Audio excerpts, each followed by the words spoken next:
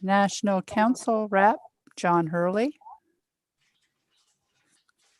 Librarian Francesco Albrogi. And editor Kevin Cal.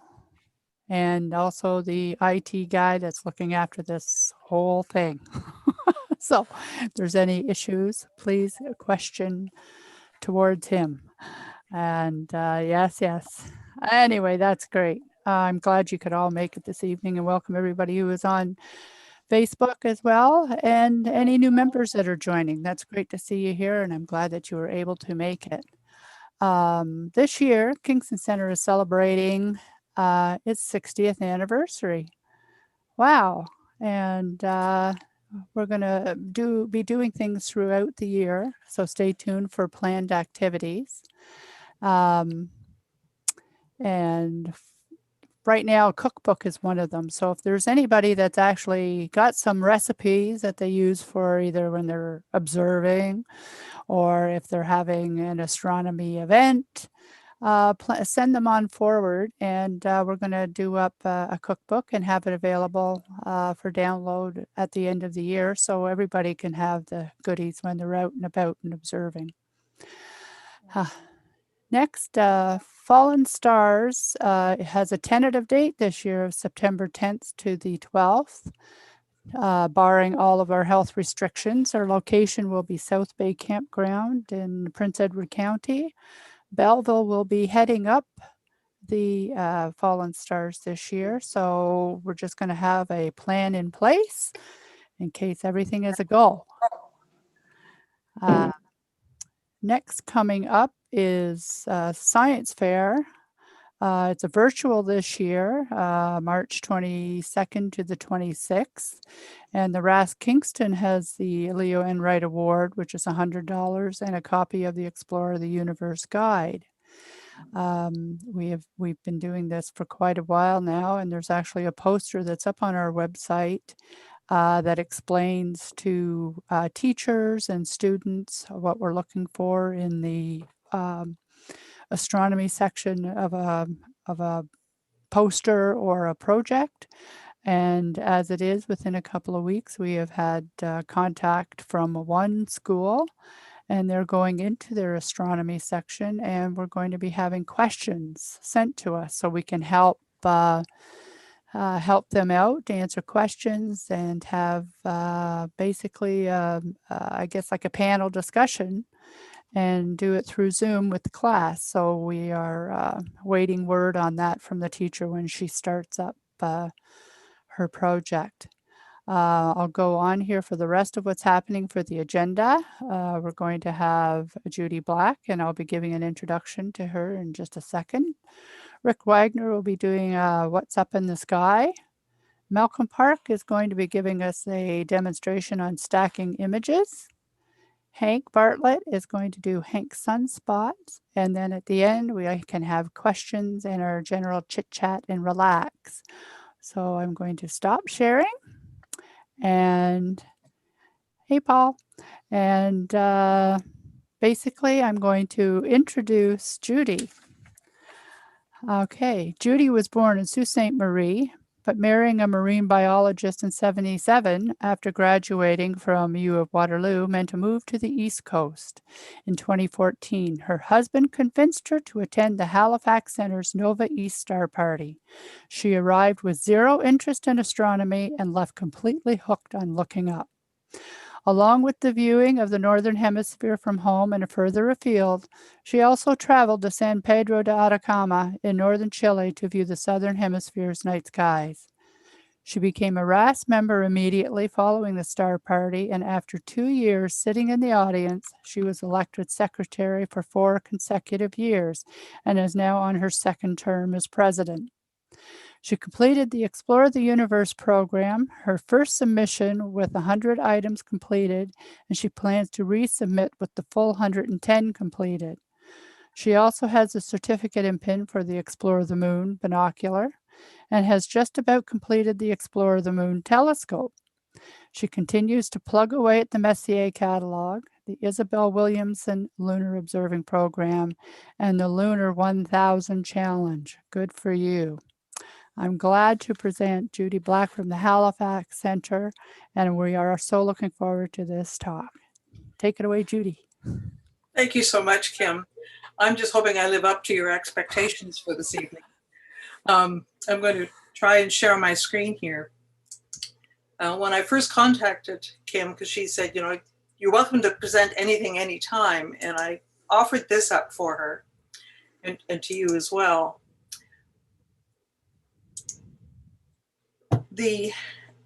So the topic is how observant. So this is going to deal with everything related to observing, about photographing what we see, about visually observing what we see, and whether or not we should log. The 5 W's, you know, the who, what, where, when, and who, why, when, where, and what, and of course the how. So that's basically what we're going to go through this evening. So RASC certificates, yes, you should record your observations. One of the most wonderful quotes that I found was in the Ashley, the RASC Deep Sky Gems. I'm just going to move this out of my way here. And it says, the attraction of observing is not the sight of an object itself, but the intellectual contact with what it is. In other words, yes, we can see it, but it's also learning about what it is about that object that makes it what it is. That's the exciting part. So as an observer, we get excited about what we see, but it's trying to translate that excitement to somebody else, just like Garfield here. Now that the sun is set, we come to the exciting part. We turn around to watch the moon rise. Be still, my beating heart. So whether or not folks get excited about it, that's up to us to sort of instill that excitement about what we do.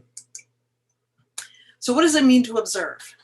Well, the observing committee came up with this. This isn't something that I've come up with. It has 3 facets. One is that we locate something to look at. We just go, oh, what's that up there? We found something. What is it that I'm looking at? Well, we try and identify what it is through various means, our star charts, through electronic means, and then we truly observe it. In other words, what are the details of this item? Its size, its shape, its orientation. We make notes and maybe sketch it as well. And there is actually a RASC Astro Sketchers group that you might be interested in. So I'm sure that if you shook your head like Calvin and Hobbes did here, you wouldn't be able to get the details very much, even though you might have that meteor shower that he alludes to. If you want more details on logging, the Observer's Handbook, this year's handbook, Paul Markov has 2 pages that describes how to log. As a newbie observer, as a mentor to people that are observing, there are so many questions that we have. Hopefully we can answer them. There's the Big Dipper, kids. The big what? All I see is sky. Right there, the stars that look like a water dipper. What's a water dipper? That's just a bunch of dots. It's also part of Ursa Major. There's an army guy up there? Seriously? Is he in a spaceship? No, those stars form the shape of a bear. What are you talking about? Bears don't join the army, Dad. If they did, maybe this wouldn't be so boring. How was stargazing? Galileo would weep. So sometimes we may feel like that when we're mentoring people, and especially youngsters like these 2, obviously, having some challenges. But logbooks and resources. We each have our own. This is a copy of what's on my shelf. All my logbooks, the resources that I use more often than not. And as you can see, there's a lot of binders there. But what we choose to use and how we choose to log is really a personal thing. So who logs or journals? Everybody does. Well, why? Why should we? Well, first of all, you can recall details of previous observations. After all, how good is your memory? I know how good mine is. You can compare current observations with your past ones, such as compare change to variable stars over 1 or more nights, or maybe over a period of much longer. Compare with other observers, stars and constellations, meteor showers, conjunctions, lunar and solar eclipses, occultations. For instance, during the comet this past summer, members were constantly comparing notes from their observations. Describing an object forces you to look for more details. In other words, if you have to try and sketch it in particular, you have to figure out if it's a star field, how are the stars related to each other? What are the bright ones? What are the dimmer ones? It sharpens your observing skills, and it serves as a chronicle of your progress. You may or may not decide to share your personal logbooks. You don't have to share them. That's totally up to you. However, RASC observing certificates do require logbooks as proof that you did in fact observe what you've observed. And after all, you do want to record those wow moments, right? The ones that you've had yourself, as well as the ones you create for others. So when should you log? Every session that you have should be logged, and it should be logged during the session. After all, don't leave anything to your memory. It can be a permanent record that you write in your logbook directly, or it can be a temporary record, which is what I tend to do, is bring some scrap paper and note times and whatnot that I observe things. If I'm sketching, I may put those directly into my log, but otherwise the notes that I'm taking are my temporary notes. So wherever, just ask yourself this wonderful East Coast question: where are you at? So whether you're here in Halifax, or there in Kingston, or the cottage in Bob's Lake, or whether you're in my hometown in Sault Ste. Marie, wherever you're located, there or anywhere else in the world, you should be making note of where you're at. What to log? Well, date and time, location, the names, transparency and seeing, environmental conditions, atmosphere. Note those, for instance, just as an example, I remember very well an observing session we had down in Illinois, because there were fireflies all along the shrubbery beside this campsite. And so that wonderful twinkling light at ground level, never mind the ones above our heads. What equipment challenges did we have? Did you have a problem with your camera? Did your computer decide to boot up in the middle of your session? All sorts of complications that may arise. And make note of any other interesting things that have happened besides the pieces that you were planning to observe, such as fireballs, auroras, meteors, satellites, or anything else that comes up into the night sky. For each object you observe, as a minimum, note the date and time. Now, I said the date and time in the observing session, but during that session, you're going to see different things at different times. So note the different time in which you are observing these particular items. The type of object, their name and designation, what equipment you used, and the settings, filters if you use them, and certainly a visual description as well. Each object observed, it is highly recommended that you sketch. You don't have to be a graphic artist, or it adds value to your logbook. And this is a log of a moondog that was sketched back in 1892, 92, 96, that era, by a gentleman. Didn't have a camera, but this is what he drew of that moondog that he saw back then. And John Goldie was a member of what is now Toronto Centre. He had another name for it back then. But it does add value. So even now we can look at that and say, wow, look what he saw.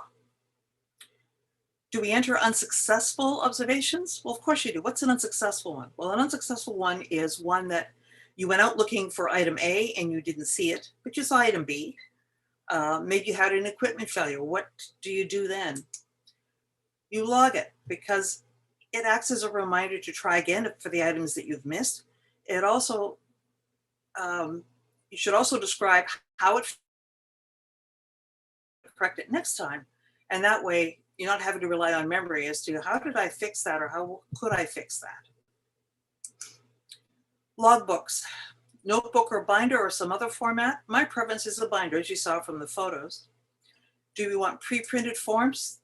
This is an example of one of the RASC general observing forms. There are some that are specific to programs. This one is for the Messier. This one is for the Isabel Williamson. And certainly you can develop your own as well. And this is one that I developed for my general log, because the one thing that the other one did not have was SQM, for instance, reading and some other things that I wanted. Do we sketch or descriptive writing only, or do we do both? That's up to you.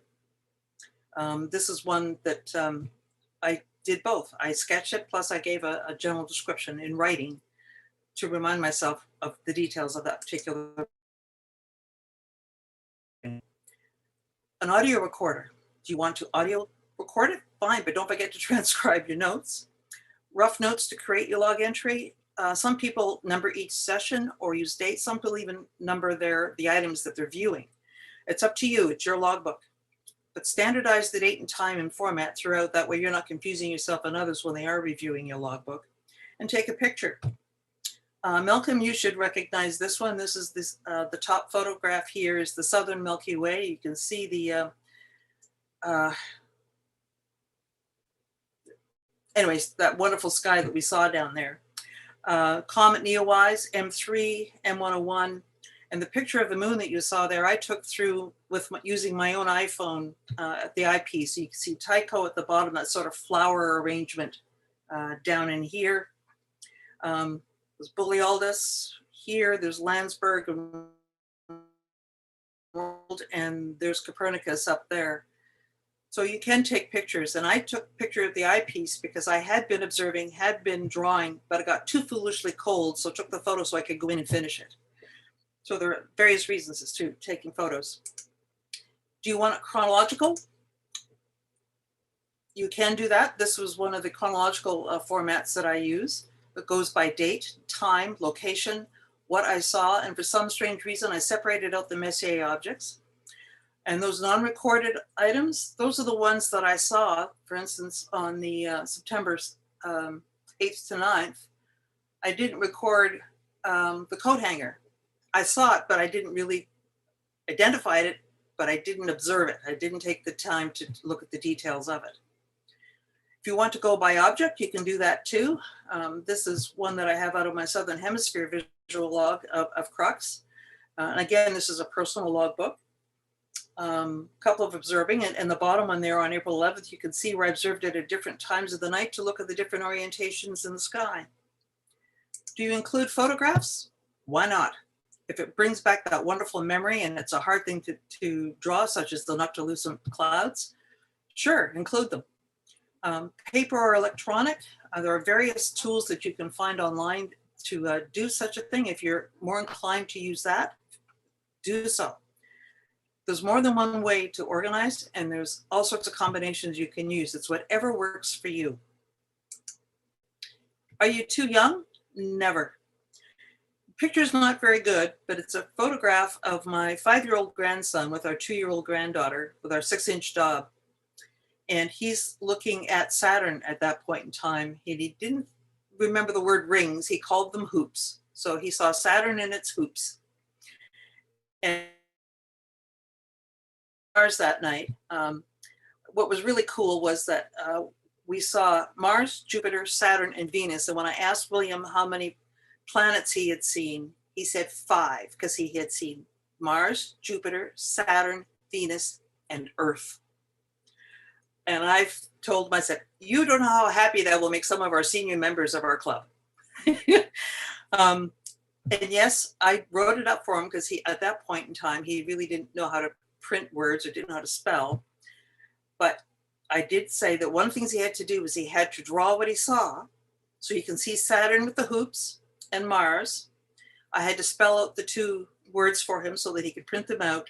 And that ziggy-zaggy line with the line through it is the tree line. And I had him sign it so that he could confirm that that was his logbook. So never too young to log, and just gave him his logbook to him a couple now in his possession to keep track of what he's viewing on the outside. So the observing and astroimaging certificates for RASC, there are 3 astroimaging certificates and 9 observing. RASC does have wonderful observing tips on site. And keep in mind that for any one of these programs, there's no time restrictions for completion. If you can do the moon through one lunar cycle, then God bless you. Most of us take a little longer because night skies aren't always clear when you want them to be. And another example is that I've been working on the Isabel Williamson now for 3 years, not completely all the time, taking breaks, doing other things, but it's up to you as to how long you take to complete these programs. And there's no tests, unlike this, where the kids again seem to feel, can you find the North Star handy? Nope. How about you, Zoe? They all look pretty much the same to me. Guys, I just showed you this last night. You didn't say there'd be a test. So there's no tests in any of the observing programs. The only test per se, in order to call it that, is your logbook that you have to present as proof that you've completed it. So the astroimaging certificates. The equipment you're going to need is a telescope, camera, and all the accoutrement that goes along with having that, along with your computer and photo processing programs. You must be a member in good standing. There's only one program that doesn't, and we'll get into that a little later. You do require a log of all dates, times, locations, equipment used, camera settings, problems encountered or solved, and steps taken for each picture in order to submit these. There are 3 categories, as you can see here, and each one has their own requirements. The Halifax Center, I'll brag a little bit about my center. There are 2 members, Tony Schellink and David Hoskin, who have completed all 3 of the astro images. And now I'm going to brag for Kingston, because Kingston now has a member, Kevin Kell. Congratulations for having received his wide field certificate. I captured the 15 photos that were on the RASC website. You can go into the Zenfolio file on the astroimaging site and get them. And Kevin, this was my favorite of them all. It was really hard to figure it out, but the reason I like this one was with the sun halo was because of your positioning of that lamppost over the sun to really see the halo. So congratulations, Kevin. So with the Explore the Universe, this is a beginner program. It requires binoculars only. You don't need a telescope to do this. It's designed for any observer. Membership is not required. No, it's anyone in the wide world at any age can complete this one. You apply for the certificate through your local center, and I believe Rick Wagner is the local representative in order to make application to. Otherwise, it's to the chair of the RASC Observing Committee that you would submit your application and your logbook. There are 110 possible objects in 5 categories, as you can see there, but you only require 50% of each one. In other words, constellations of bright stars, for example, there are 24 objects, you'd only need to observe 12, etc.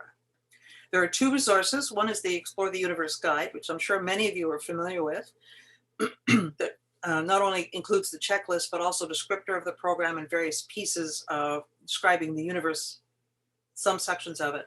But the Explore the Universe workbook, it's a one-stop shop in terms of it's got the checklist, it's got the logbook pages for you to utilize. It's also got the application form as well as the application forms for all the various items that you have to fill in for. So it's a complete package there. Next comes the Explore the Moon. This is also a beginner program. It's a step up from the Explore the Universe in that the Explore the Universe does have some lunar components, but this is solely Explore the Moon. You can do either telescope or binocular form for this, and when you apply for it, you specify which one. And you're going to need moon maps, a normal view, and depending upon what type of telescope you have, you may also require a mirror image one. The binocular version has only 40 items to view, whereas the telescope has 100. And it bridges the gap between the Explore the Universe and the Isabel Williamson or the ULA. There are several things that you have to record, as you can see there. And don't know who the 2 folk are in your local center that you can validate or have this certificate validated, but obviously you can do that as well as, again, sending it to the observing committee, the chair of the observing committee. The 2 forms that you see there are the checklists for both the telescope and the binocular. You can see that, for instance, in the Q5, the first lit or white part, that there are so many items in the binocular one, but there are 3 others in the Q5 minus Q minus 5 day. There are 3 more items there. So obviously there's going to be a lot of difference. And you can certainly see that there are many more in the Q day minus 4 in the telescope than there are in the binocular. And I just provided one of my Explore the Moon telescope pages where I did sketch and then provided the details in terms of the date, time, the conditions I was seeing, and in the descriptor down below provided some of the further details of the observing during that session. Isabel Williamson, Lunar Observing Program. The equipment you're going to need for this is a telescope with at least an 80 millimeter aperture. Challenge objects, and I'll explain those in a moment, may need at least a 250 times magnification because they're looking for really fine details on crater floors. Moon maps, again, a normal or a mirror image depending upon what type of telescope you're utilizing. Membership is required, and there are 135 items that you are required to view. Now, when I say objectives, these are areas, specific areas of the moon that you'll be looking at. While you're doing this, you're learning a little bit about the geological history and various features that you're going to be looking at. The program includes challenge objects, and challenge objects are, for instance, let's say you were looking at Tycho. There are required elements that you would have to do about Tycho, but then there are some challenges that you don't have to do, but if you'd like to, you can complete these. They're a little bit more difficult to see perhaps, but worth trying to do. There are 11 libration challenge features. Again, these are all optional. There are 7 craters with Canadian connections, and there's the Lunar 1000 challenge. And thankfully, what I'm observing in the Isabel Williamson and the telescope version, I can add to my Lunar 1000 challenge as I see them. You will need both the guide and the logbook for this program, because the guide gives you what you have to look at and outlines everything, and the logbook is how you record it. The reference manual that they prefer you have is Antonin Ruckel's Atlas of the Moon, keeping in mind that this book unfortunately is out of print. If you do want one, you can go online and find it. But if you don't mind giving away your firstborn child, you can purchase it. But otherwise, RASC has an online substitute, which is basically the Ruckel, and it's called the Hypertextual Moon Atlas, and it is on the Isabel Williamson page that you can find. So this is a page out of the guide. So they're numbered. You can see from my checklist here that I completed RASC, both the required, so they have an R for required and C for challenge. For instance, observe the low hills on the south and southwestern floor of RASC. May or may not be easy to see depending upon the night you're out there, right? 75 Ptolemaeus and Alphonsus. I did complete the required. I still have the 2 challenges to do, but for all intents and purposes, both of these are done because you don't have to do the challenges. So that's what my logbook looks like for those 2 items. You can see that in Objective 74, both the required and challenges are done, whereas the challenges are still empty in 75. I do hope to go back to them at some point, but remains to be seen when. We then have the Messier catalog. And again, this is another intermediate program. You must be a member. The equipment that you're going to need is a telescope. Some people use binoculars, but the problem with binoculars is, yes, you can use binoculars to locate it, but sometimes it doesn't give you the details of the cluster itself. You may see it just as a gray smudge somewhere in a star field. You'll certainly need star maps.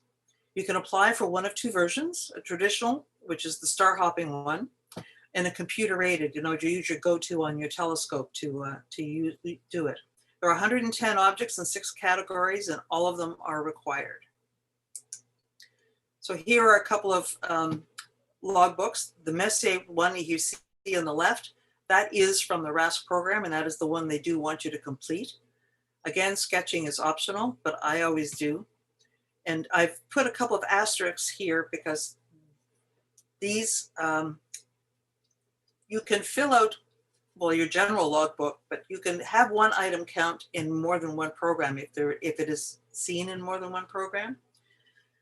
So that my general log has it here along with the diagram, but I've also filled in the information that they require for the Messier objects program.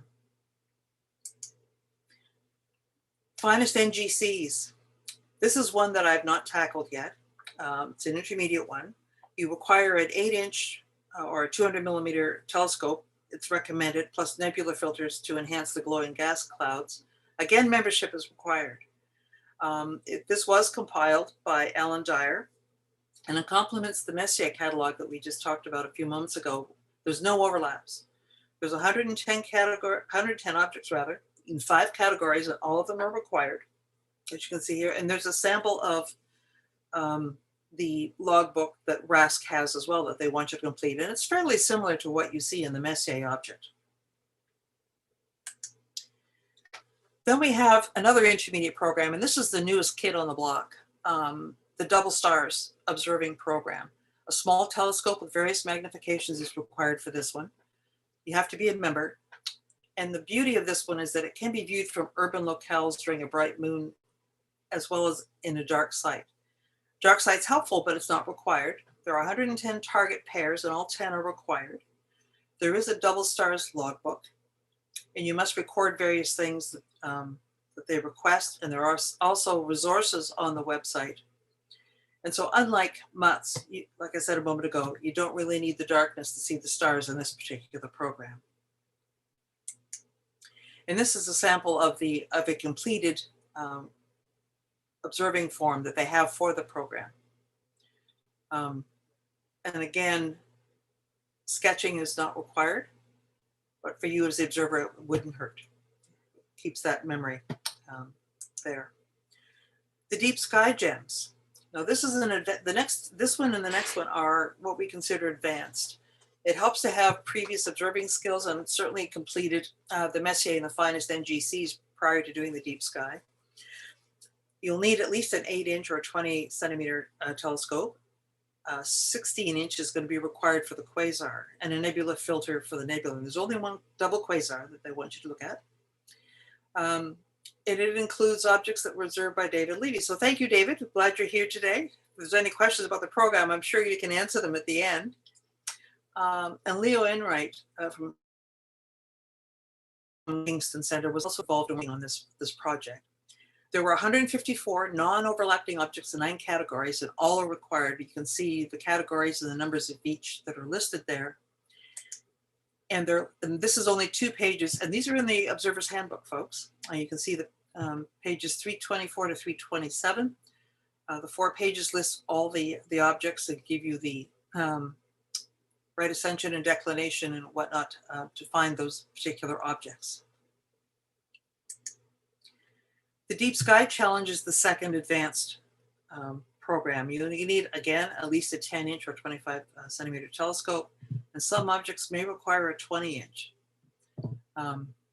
You have to be a member in good standing, and it includes 45 objects compiled by Alan Dyer and Alistair Ling. And it features fringe deep sky objects that are somewhat more challenging than what most observers would look for. There are 45 objects in 7 categories, and again, all are required.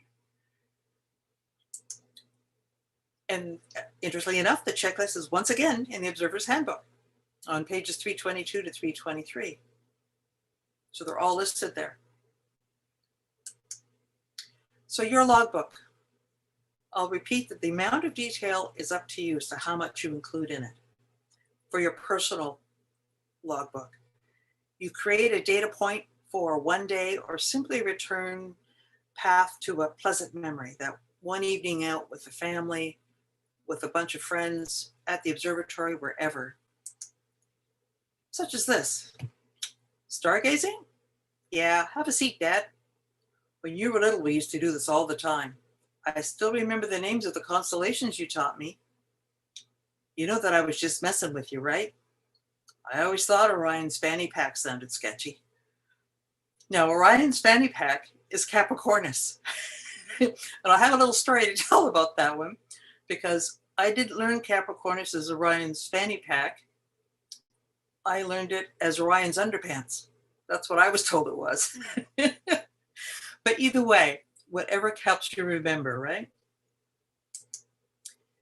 So one thing that I did for you folks was, here are all the programs in which members from Kingston Center have received certificates since each of the programs began. You have quite a crew of certificates. Although there has been a gap in time since the last certificate was gleaned, other than Kevin's recent Y field, but you certainly got a lot of certificates here, and I certainly encourage more members to become involved, and for those that have been involved, certainly try a different certificate, challenge yourself.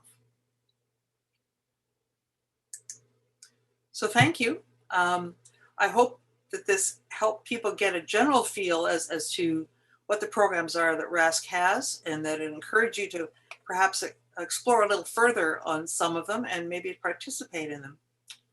I'm open to questions.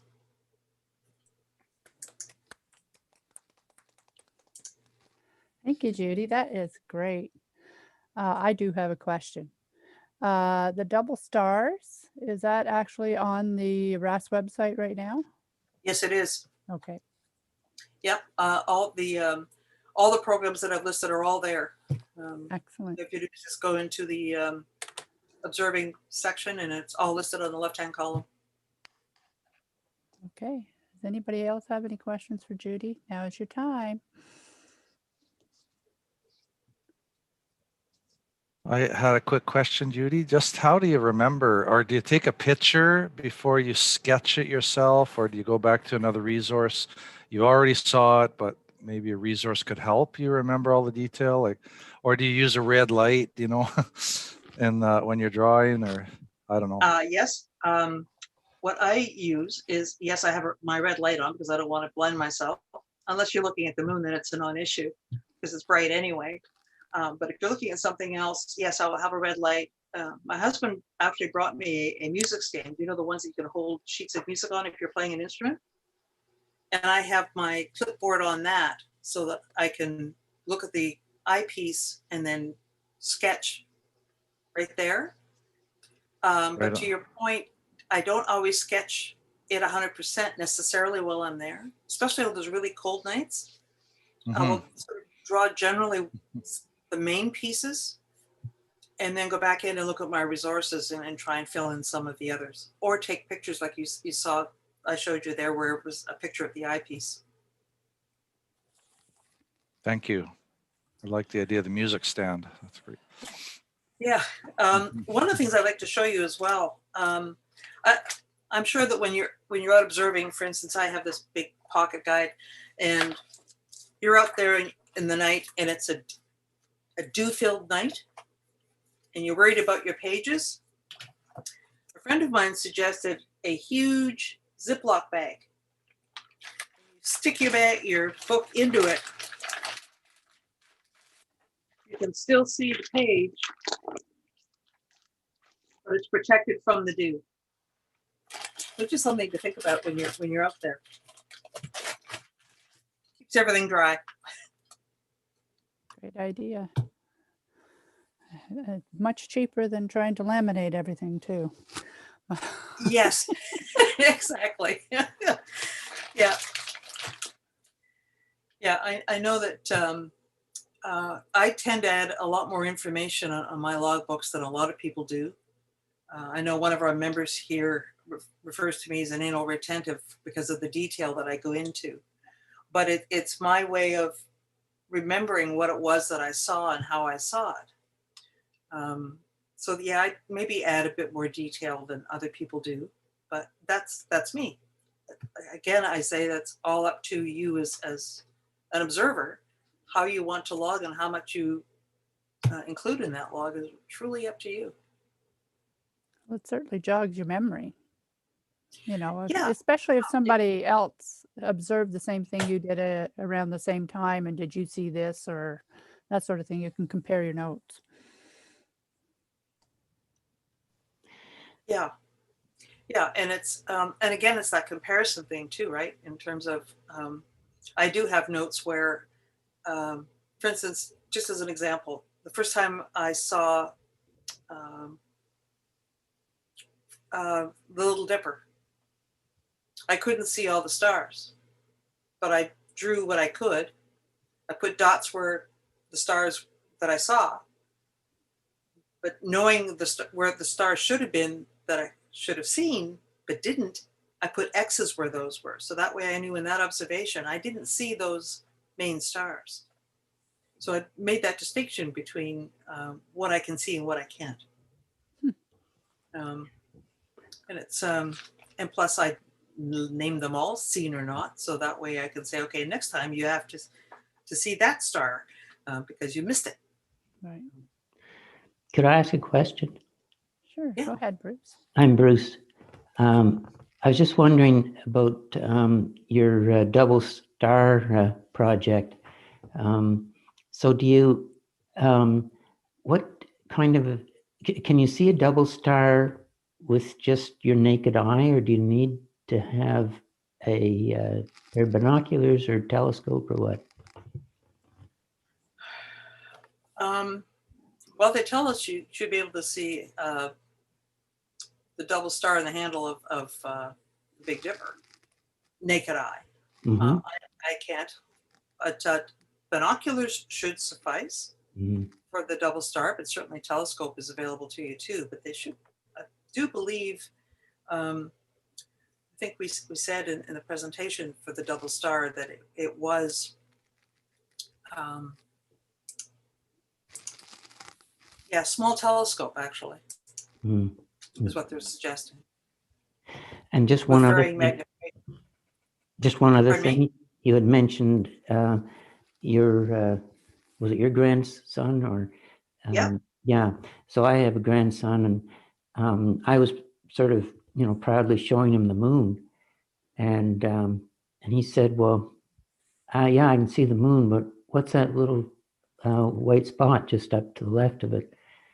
And it was a planet. I think it was Jupiter, or in conjunction with the Mars, and sorry, in conjunction with the moon. And I wasn't able to see it, and he did. So we had a pretty good discussion about that, and he actually got quite interested in. So many they haven't had him for about the last year now because of situation, but we've been comparing notes, and it's been kind of fun.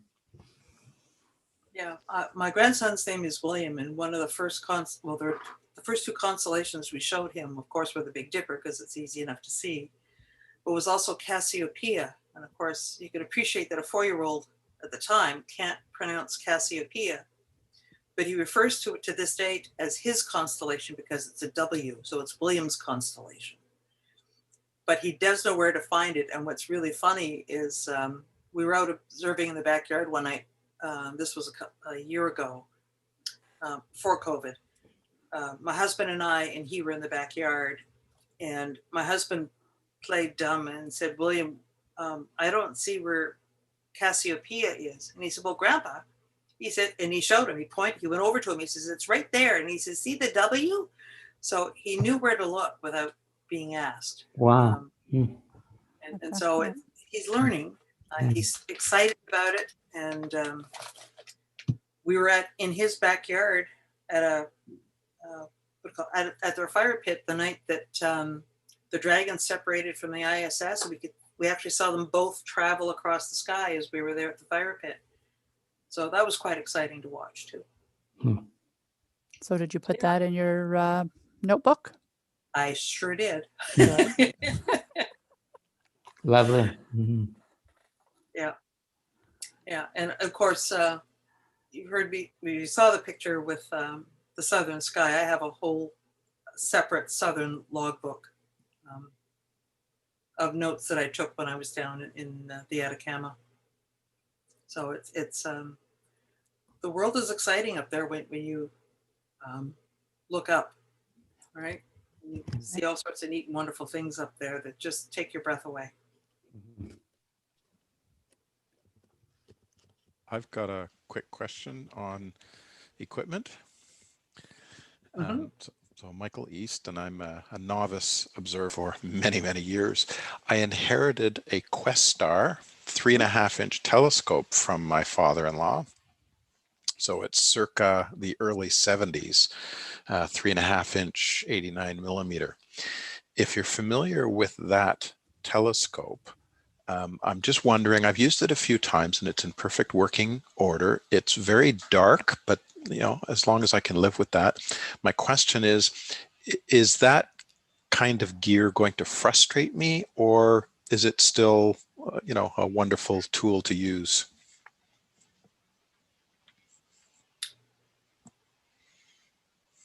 Somebody from the center want to answer that one? Yeah, I would prefer that they did because I'm not all that familiar with how to answer that.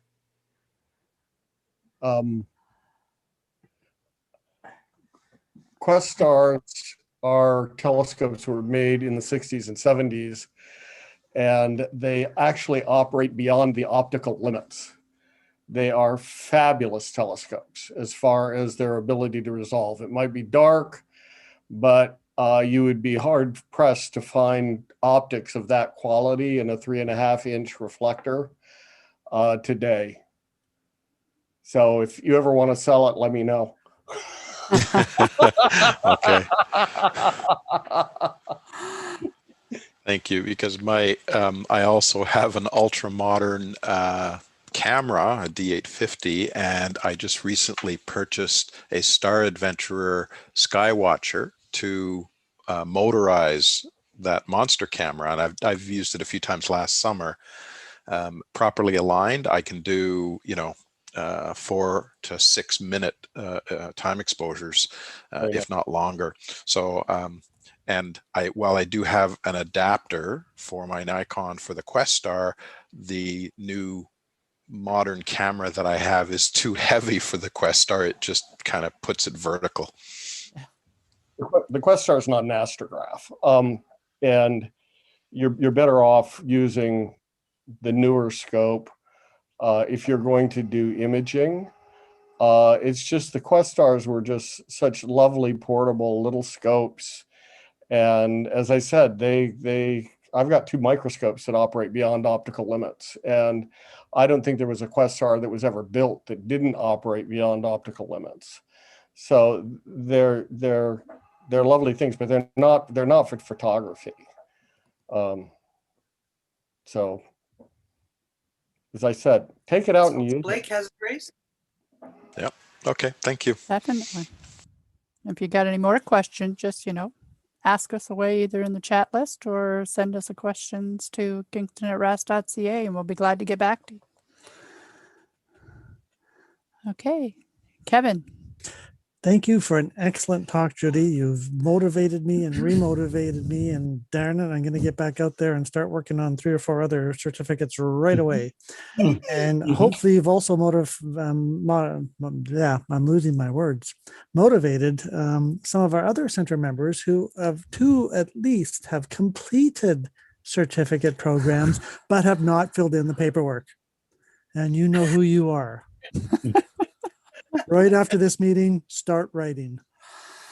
You're so funny. Hey, Kim. Yeah.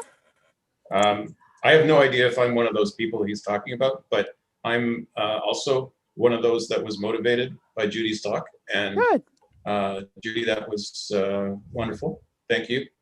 And I think I'll have to go and look some of these up and see what's required. I think I might already have some material for them. So thank you very much. Excellent. You're welcome. Okay. Does anybody else have any questions for Judy before we carry on with the meeting? If not, you'll have to use an eyepiece there, Malcolm. Oh, you mistook me for speaking about visual certificates. Rosemary, did you have a question? Unmute, my dear.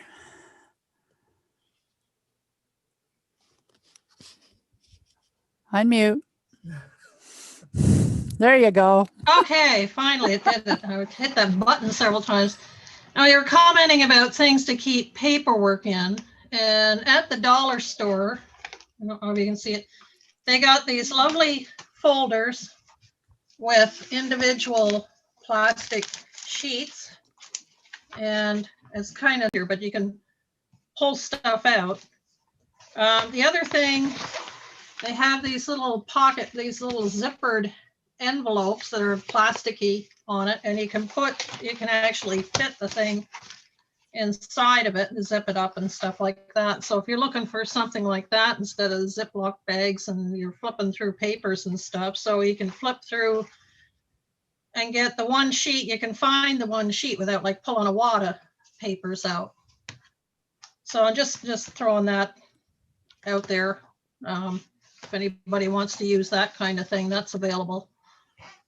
Excellent. Thanks, Rosemary. Does anybody else have anything they want to bring up? No? Okay, thank you so much, Judy. No, you did not disappoint us. We are all motivated, and I'm going to go and write up my observations. Good girl. I hate to say this, but I probably have done the ETU at least 12 times, just at different generations of the program. So you start it and then you forget about it. So you start it again. So this time I've got it in the logbook that I bought and I'm doing it. So. Or you get halfway through and interrupted. So I got to finish this one because the last entry is about end of September, October. Yeah. And then I haven't been able to get out since then. So I'm going through I printed out all those observation sheets from the website. So then it's a matter, after a few months, you got to go back and think, okay, now what did I get? And go through this, and this. And it's just like, oh, you just tear your hair out. Like when you're in a flow of it and you're out every second night and stuff and writing it down, it's fun. But when you get interrupted and it's set aside for months, it's trying to get back into it and finish it is the big challenge. Yep. Well, if you have challenges like we've had on the East Coast, for instance, the month of January was a write-off as far as the night sky went. Yep. And February hasn't proved to be much better. For instance, we had our big snowfall 2 days ago. It was clear that night after midnight. Last night when I wanted to go out and look at Algol, because it was my last observation for the Explore the Universe complete, it clouded over. So, and of course, tonight when I'm here with you guys, it's clear. There. My husband's out there doing some astro imaging. So maybe later if it's still clear, but I won't be able to see Algol. I won't see the change in it. But well, however, here it's been every interesting event, like the Orionids, the Geminids, the conjunction of Saturn and Jupiter, we got right up to about 2 or 3 nights before. And then right at its closest, we were clouded right over. Yep. And it just seems So like every fun event, every good event, you get discouraged because all the good stuff, like when there's auroras and stuff, we've got clouds. Yeah. Yeah, And we then had a if you do phenomenal have summer of clear nights. Clear night is full moon. Yeah. Yeah, we had a beautiful summer of clear nights, and I have a feeling that we're paying for it now. Could be.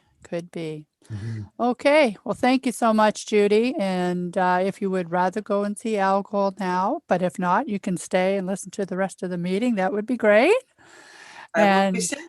excellent. Okay. Next up, we have David Levy, who would like to share some words with us.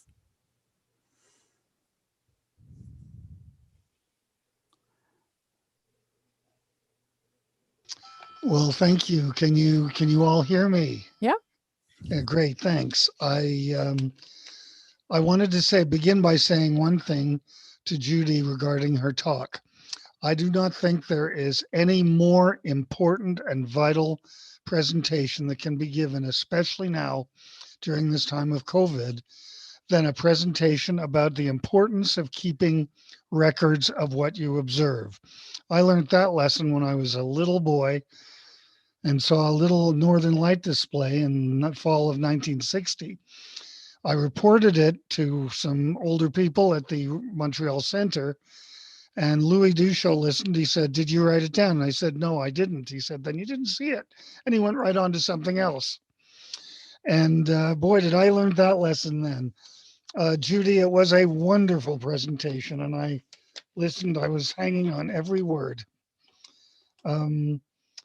Tonight, I'm going to offer welcome to all of you. We have some people here, a lot of Kingston Center members, and we have some from London, including Peter Jedicke, who is lurking on the second page of the gallery. And I'd like to welcome everybody who is here and give you a very small poetic quote to encourage you to enjoy the night sky and to write it down. Not so much to go out and take pictures with CCDs or film or whatever, but just to go out and enjoy it. Paul Simon wrote a very interesting song that begins, "Hello, darkness, my old friend. I've come to talk with you again." I have never seen the darkness as something evil. I've never seen it as something unpleasant. The darkness to me has always meant the beginning of a night under the stars. And so my poem tonight is from Thomas Gray's Elegy, written around 1751. And I believe these 4 lines may be the most beautiful ever written in the English language. The curfew tolls the knell of parting day. The lowing herd winds slowly o'er the lea. The ploughman homeward plods his weary way and leaves the world to darkness and to me. Thank you, and back to you, Kim. Thank you, David. That was lovely. Okay, for our next presentation, we're going to have Rick Wagner, who is going to get us more motivated by letting us know what's up into the night sky. And take it away, Rick. Okay, just have to figure out where my screen is. My thingy is gone. Where's my desktop?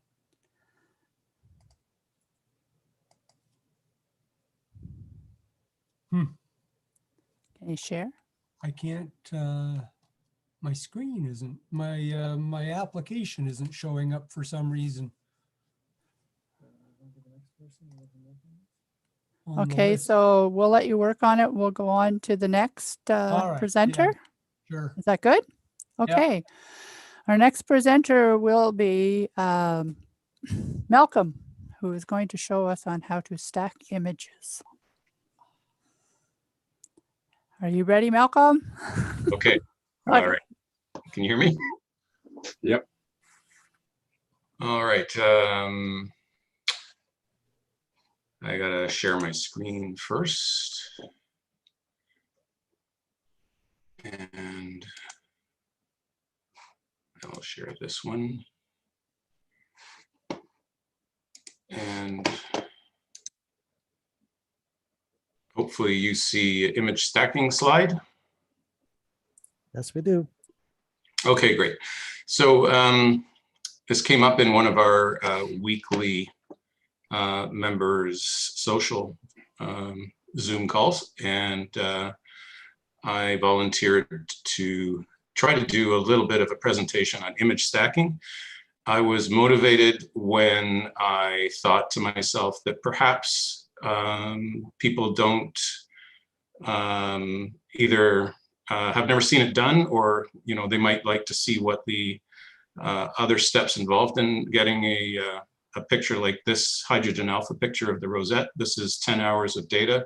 It's been calibrated and stacked, and that's it. That's the only thing. So that's as far as I'm going to go with this. I'm not going to go into how you make a pretty picture. It's more along the lines of how you get a good image that's ready for processing with good signal to noise ratio.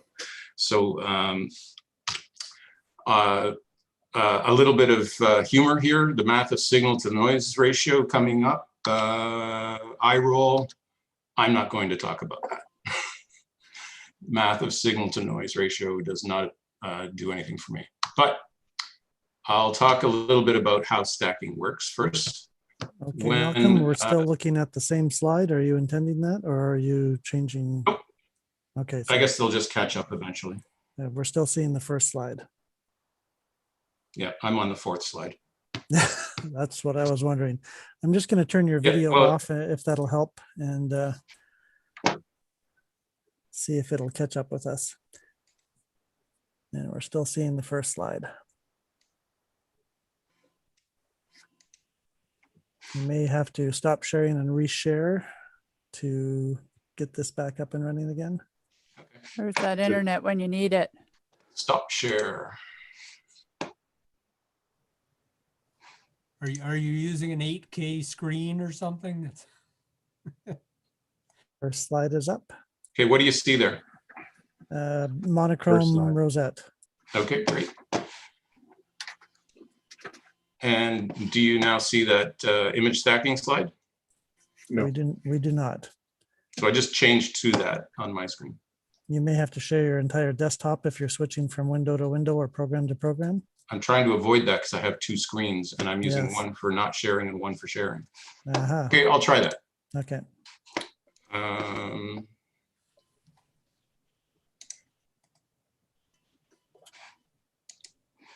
How about now? Now is a what looks like a PowerPoint presentation title slide. Awesome. And if I scroll, okay, so now my whole computer's frozen. Oh, there. And now do you see the second slide? We see a title Yes. of slide number 2. Yes. The math of signal to noise ratio. That's the title of this slide. And I roll, and I'm not going to talk about that. Did all that come through? It did. Yes. Awesome. And now you see one. I'm going to talk about how does stacking work.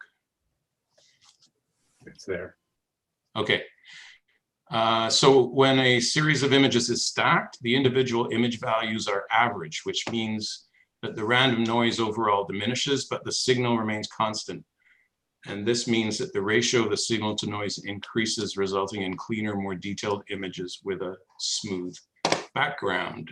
And items that contribute to signal or noise include image exposure time. In long exposures, the noise level increases at a lower rate than that of the signal. So longer exposures produce higher signal to noise ratios. Optical speed of the system, the focal ratio. Camera quality, cooling capability, and sensor specs. The ISO for DSLRs.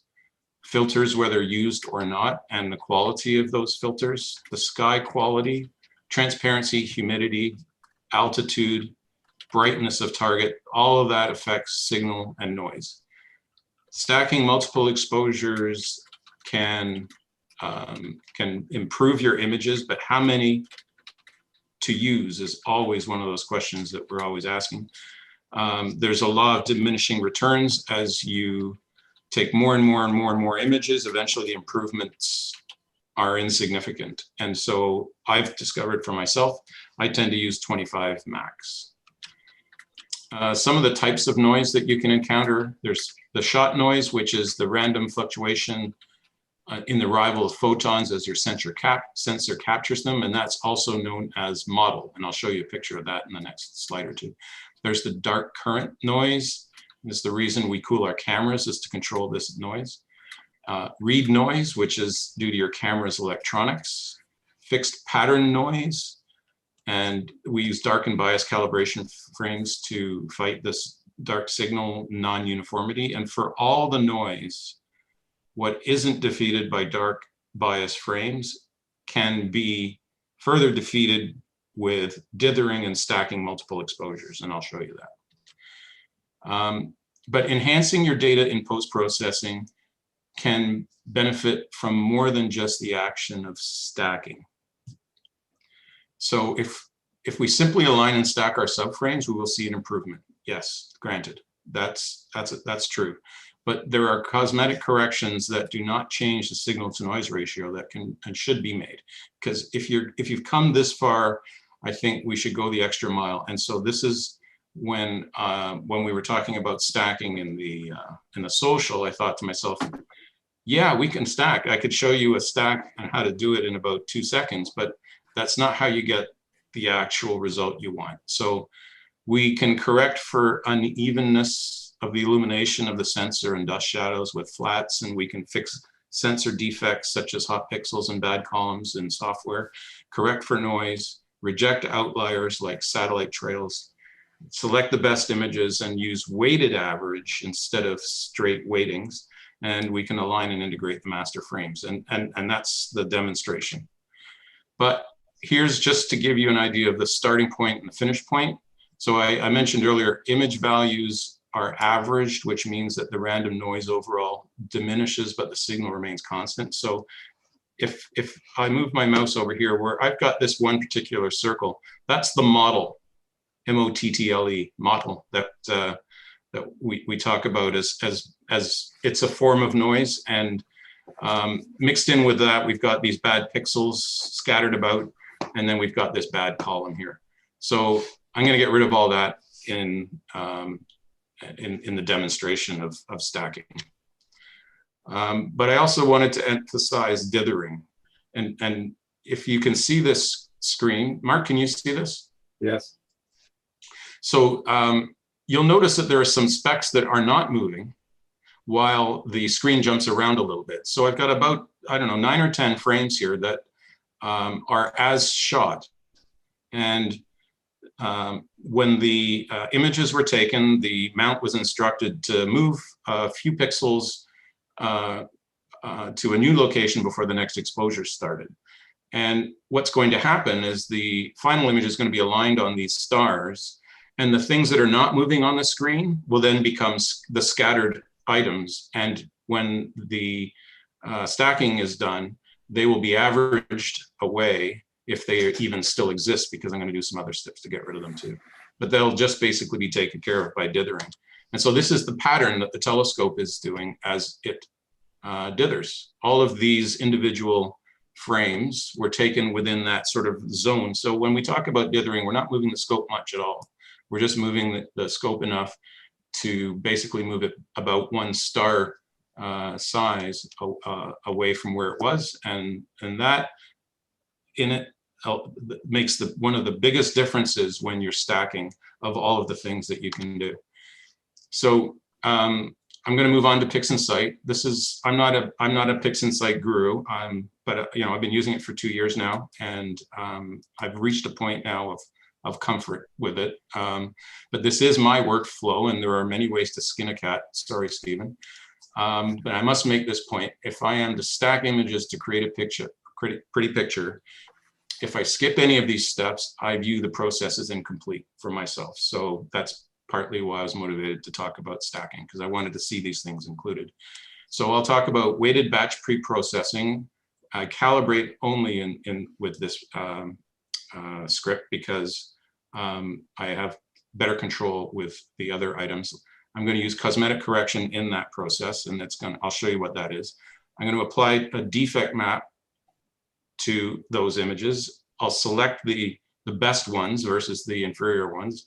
I'll align them, I'll create a master, and it'll all take like 10 minutes. Okay, so do you see PixInsight? You just see your mouse. You don't see PixInsight? PixInsight is there, yes. Yep, we see it. Okay, great. Okay, yes, now it's there. Okay, so this is the one of the images of the set of data that I'm going to work with, and I'm just going to scroll down to this region here, and you can see pretty much it's a dog's breakfast of errors and problems. So there's a satellite trail. You can see these speckles that are individual pixels, those white bright spots, and you can see this bad column here. That's pretty much kind of where we're going to start. So I have 25 of these frames, just like this one, and I'm going to show you how I get them to be a nice, smooth, processed set of data. So this is the weighted batch pre-processing script. I have my bias, darks, and flats already loaded up. I use 1x bin imaging on HA, luminance, O3, and S2, and 2x binning on blue, green, and red filters. And then I've got my my light frames. But just before I do this, I want to show you the power of one of the functions, and it's called cosmetic correction. Let me just zoom back out. Lost my spine here. So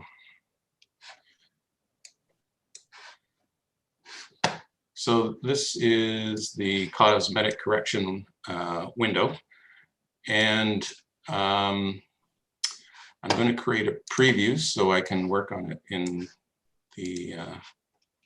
So this is cosmetic correction, and here it is working live. Do you see those pixels blinking on and off? Yes.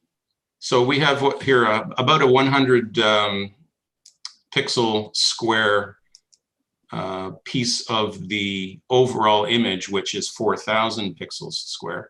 And what I'm demonstrating is that the software can easily identify these hot pixels.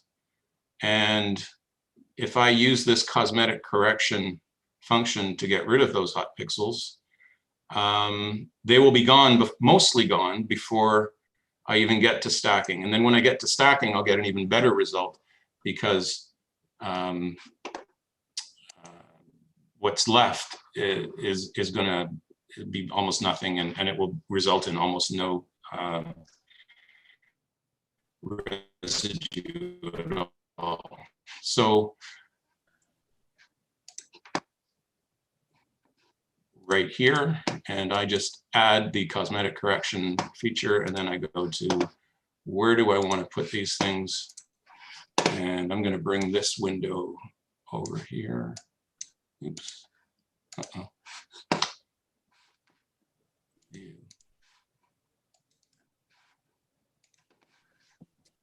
I need this here first. So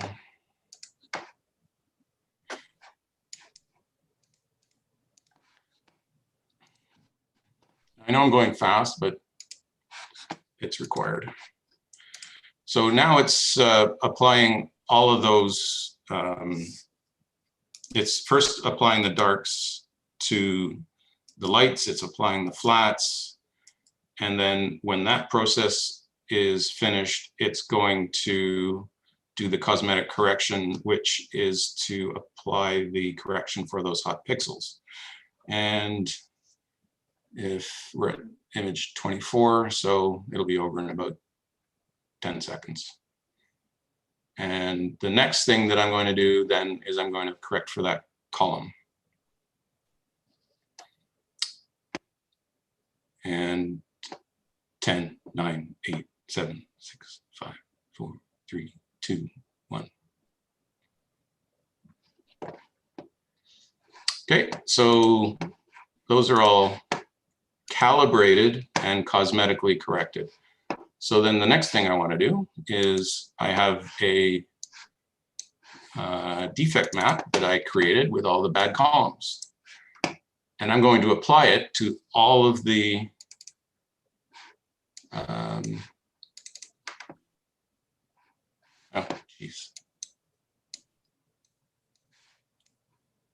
My windows are opening in the other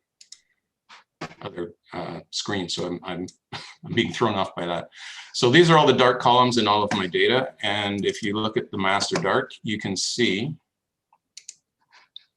lots of bad columns. It's easy to see them when you look at the master dark, right? There's columns that are problems all over the place. So I'm going to correct for them with this. So using this thing called an image container, I'm going to open all of the files that we just created in the cosmetic correction. See the CC suffix at the end here? So those are the cosmetically corrected items. And I just have to send it to the right location. And I want it to go to the defect folder because that's what I'm doing. And if I apply the image container to the defect map, you'll see that PixInsight is now applying corrections for all those columns. And that doesn't take long at all.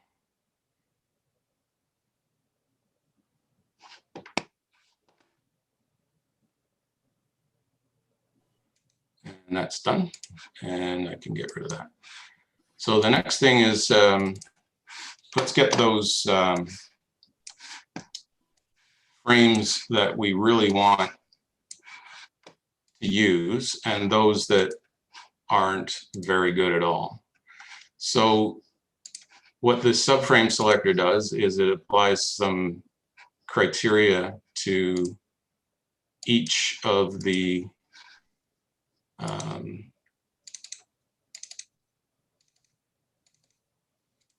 files in my list. And so I'm going to do measure subframes here, and I'll just take a second, and we'll get a graph, and it's going to measure the weight. I'm sorry, it's going to assign a weight based on the full width half max, the signal to noise ratio, median, noise ratio, stars. All of these categories are going to contribute to the weighting of the images that are going to be in the stack. And then we will write those images to the disk, and they will contain the weightings in the FITS data.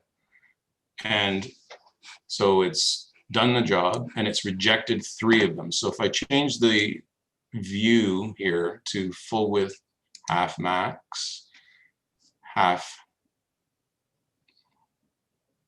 max, the 3 that are outliers here are outside above my FWHM limit. So I set it at 2.75, so these are above, so they're too fat is what it's basically saying, and that I don't want fat stars in my stack. So let's export all of these, and they're going to have this keyword SS weight and a postfix. So I'll know that that's them, and they're going to go into the folder that I have called subframe select. And that just takes another second, and that's done. I close that, and I'm now going to align. So the next process is going to use, I remember from my list there that number 2 was the best reference image. So I'm going to use that, and I'll select all of the frames that were just measured and align them, and I'll send them into this folder called align, and away that goes. And that just takes a second. And then the next step is to actually create my master light and stack. And Kevin is just wondering, how full is your 8 terabyte drive now, and when do you plug in another one? Let's have a look. It is currently 4.94 terabytes free. So, and okay, star alignment has completed. Let's make a master. So we have all these aligned frames now. They have the postfix R. And I do the nested folders. I just find they flow one after the other after the other. But you can see here under weights, I've selected FITS keyword, and weight keyword is SS weight, and that was the weightings that were applied during that previous process called subframe selection. And then the other thing of note is large scale pixel rejection. I have that turned on. That is what gets rid of things like satellite trails, stuff like that. Okay, so let's do it. Image integration. So at this stage right now, it's got all of the data.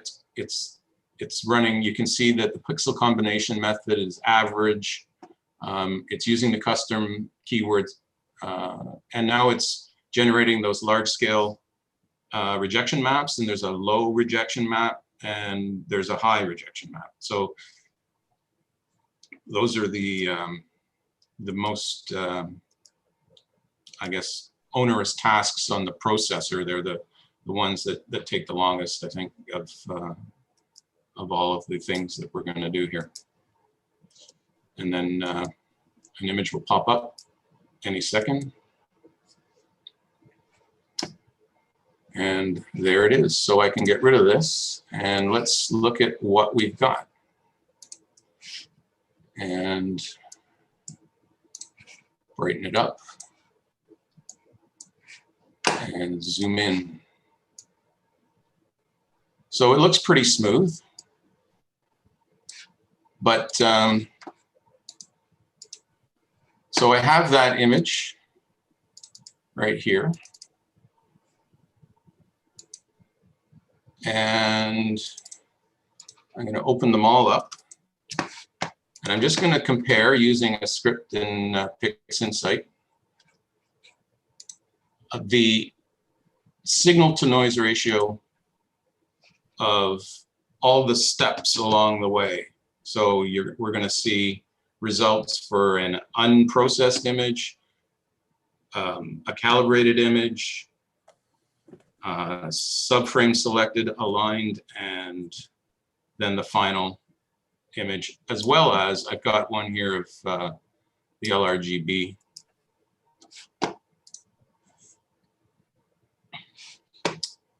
Uh-oh. Where'd it go?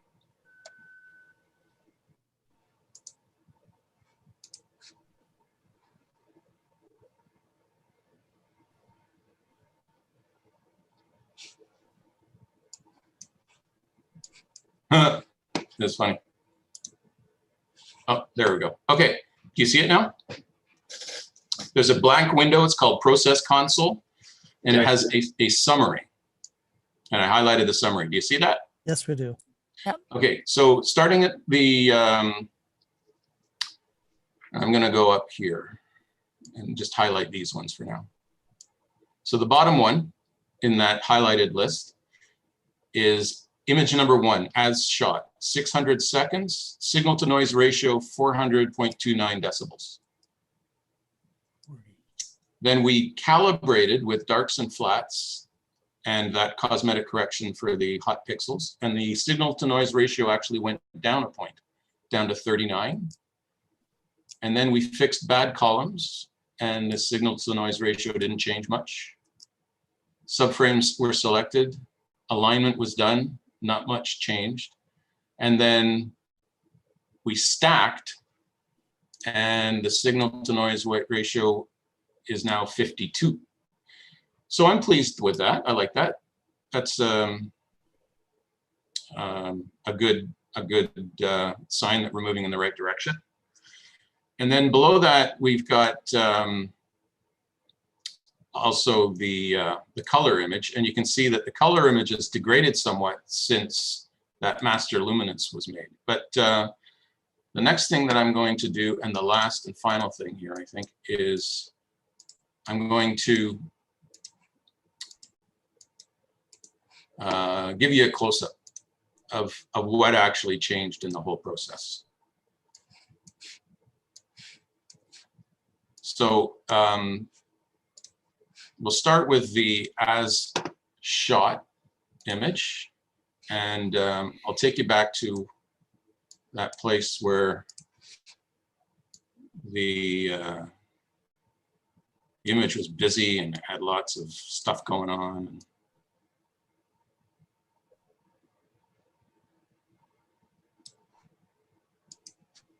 Lost it. Oh, there it is.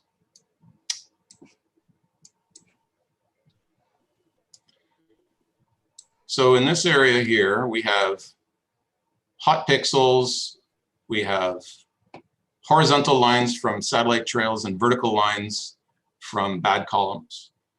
And what we did first was we calibrated with darks and flats and did that cosmetic procedure.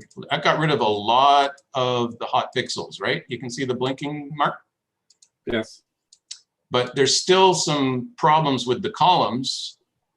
Darks alone weren't enough to take care of that. So I applied this process to get rid of the columns. And you can see from original to now removal of all of that bad stuff, we've just got one thing left to get rid of, right?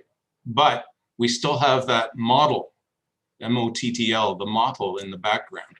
So we applied the subframe selector, and really all that did was added the tag in the fits header.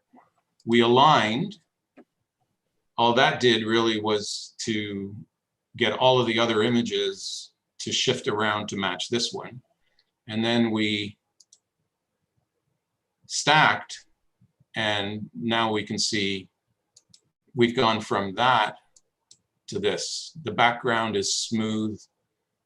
The columns, the pixels, the satellite trails, they're all gone.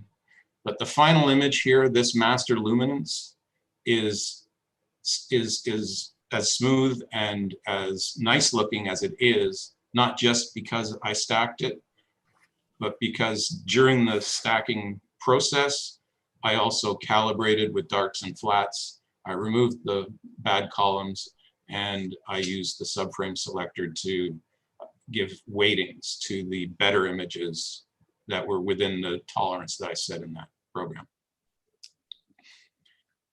And that's about it.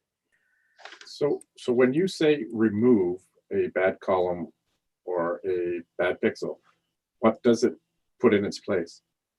It looks at the neighborhood and it computes what belongs there on a pixel level. If you want a really good answer to that, I'm not your guy. Okay, no, that's a good answer. That's pretty much what's going on there. Awesome, Malcolm. Thanks a lot. Just described this as a masterclass in PixInsight, and oh my God, 90% of it blew past me, and I've been trying to do this for a decade now. So thanks for that big overview. It's just the start, Kevin. This is just calibrating. That's what I'm afraid of. There's a whole other thing out there that I'm afraid to talk about. And I'm going to go hide under the blankets right now. Thanks. let's make this into a pretty picture. But yeah. Okay, I'm going to unshare now. Okay. Malcolm. Thank you so much, Malcolm. That is great. Hank has a question. Yeah. The columns, where do they come from? Are they? They're a defect in my CCD. I think that's one of the advantages that the CMOS cameras have over CCDs, is that just probably isn't going to happen in CMOS cameras. Okay.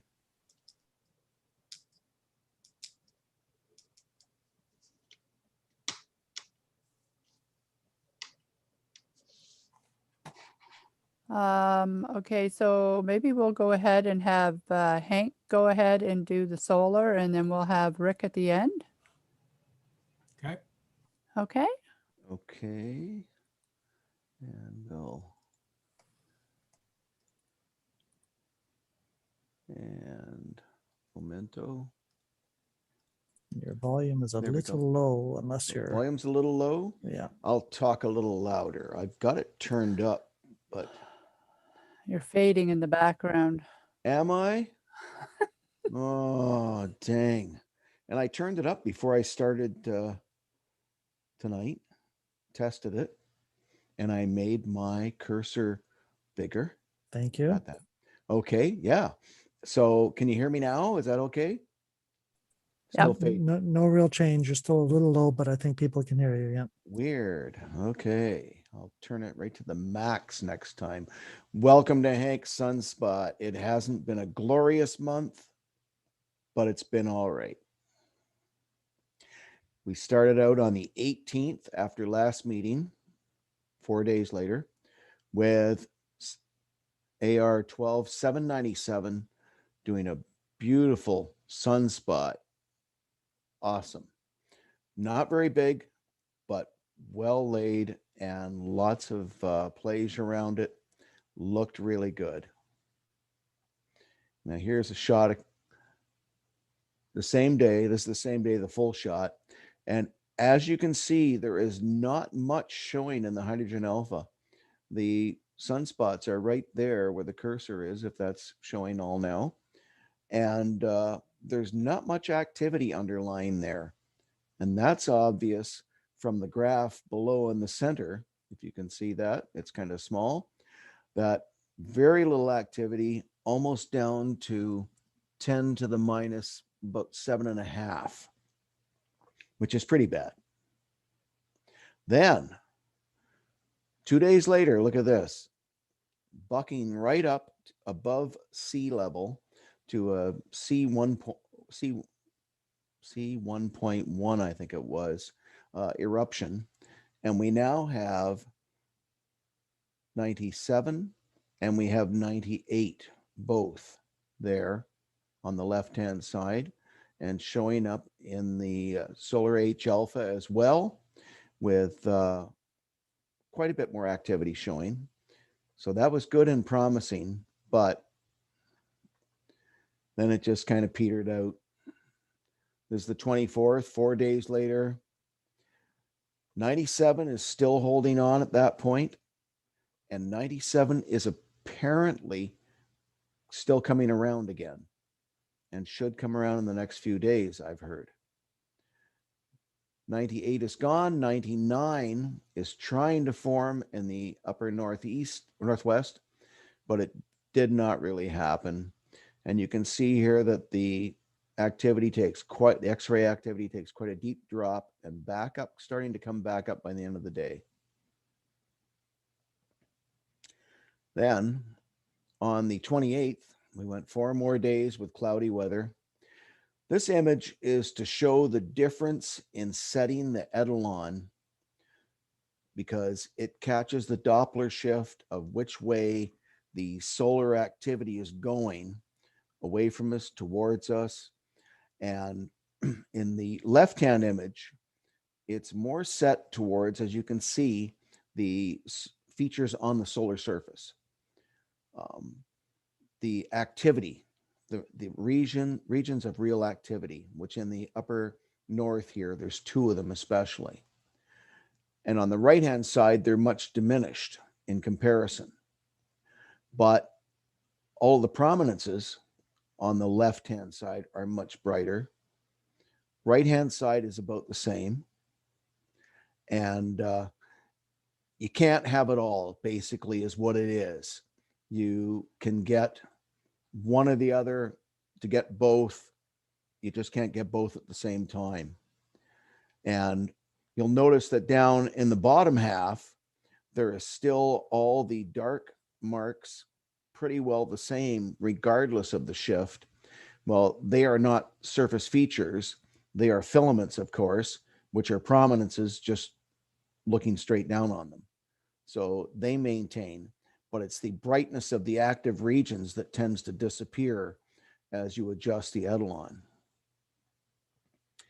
Now on the 4th of February, we have here a day where between 10:19 and 11:52, the prominence in the northeast changed quite a bit.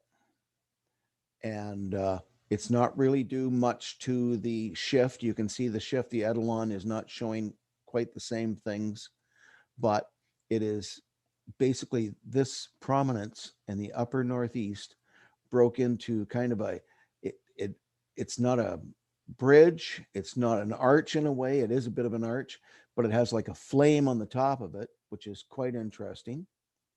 And so it was really nice. It's always nice to see a big change in a short period of time. And sometimes you can actually watch them actually move or drift out into space. Then on the 8th, just 2 days ago, this prominence in the southeast developed, and thank goodness it was clear. Absolutely beautiful. Very thick, very dense activity. Not that often in a large prominence that you get that kind of density to allow this much brightness and boldness of the prominence, for sure. It just doesn't happen too much. On the 9th here now, this is the next day, the same prominence. You can see as it's shifting more from the east, starting to come west. There's a V-shaped mark on the side, or L-shaped mark on the side of the prominence. That is part of the prominence starting to come around and working into being a filament now. And it had changed shape. And then in the right-hand side, in the afternoon, well, this was 13:15 and 13:21, only 6 minutes apart. You can see how much this prominence changed and became more dense again. And there was also at that time a bit of an eruption, maybe in the upcoming sunspot that we hope is going to develop. A nice bridge across on the north or central east above the prominence, and brighter activity on the far right. Some of this is due to processing, some of it is due to Eidolon shift as well, but the shape and change of the prominence itself, it's more like a kind of like a little flame here on top of a candle wick or something, and on this side it's very bold, but you can see there was very little activity again, unfortunately, almost dropping down to 10 to minus 8. And then today, this one here, the prominence in the southeast is almost gone. There's a little bit of it floating way out off the sun with 2 Earth-sized spots of it, and that's about it. So we have gone practically nowhere in a month as far as activity level. It is still down below the 10 to the minus 7. It did come up to almost 10 to the minus 6 at one time on a few days, but it was cloudy, so we didn't get to see that. And that's about it. That's all I have for the solar this month. Thank you, Hank. Does anybody have any questions for Hank? I do. Okay. Yeah. It was full overcast outside Westport. I want to know where these were taken, because I have looked every clear day that we have had, and I've looked on the NASA sites and I have not seen anything, and I'm very jealous. Well, one of the things is that it is a double stack scope, which I found has really changed my hobby of solar imaging and solar observing. That makes a big difference. Does it? Because I just ordered the extra stack for the front end. Yeah. Heavens knows when it'll come in. What scope is that? A Lunt or a Solar Max scope? Or oh, it's a Coronado. It's Coronado. Okay, it's Coronado. Yeah. And I ordered because it was a 1 angstrom, and I ordered the front end attachment to take it to 0.5 angstrom. The problem is Meade has not shipped anything for months. No. And they have no idea when anything is going to ship. No, most American companies are not shipping to Canada still, unfortunately. Yeah. Keith, one of our members, did go up to double stack on the 60 just recently, and this year actually, or no, this past year. So he did. Some things are coming. He did get them, but he got them from Canadian companies, I believe, that had them. So whether you'll get it from Meade down in the States, it's hard to ever say. I ordered it from the guys in Ottawa. Fisher. Fisher? No, Focus. Oh, Focus. Focus? Okay. I ordered it from Focus, and they just moved, and I bought the PST from Focus. And their computer said they did not have any in stock, and they found one, and so they sold it to me, and that was about a month ago, right after I saw your last presentation. By the way, that you're getting me to spend money. Your best bet is to drive there and get it if they've still got it. That's what I did. I actually bought my Solar Max 60 double stack off them and went up and got it. Yeah. Tristan's been very good. I've bought 4 scopes from them so far, and I've got a go-to 5-inch reflector on order. So which will give me, I think, 5 telescopes now. So yeah, that's pretty much the norm. The norm average, maybe. You'll really enjoy that all? Yeah. I've got 7, so all right. I mean, I'm sure a lot. Okay, boys, tone down the testosterone. Tone it down. But, yeah, as far as the double stack, you'll really enjoy it. It is totally different. It is a little frustrating in some ways, because you get reflections of reflections of the sun in there as well, and you have to take them out and shift them down out of the way, and then the light band that goes across the sun will give you a little bit of trouble getting proper clarity all the way across.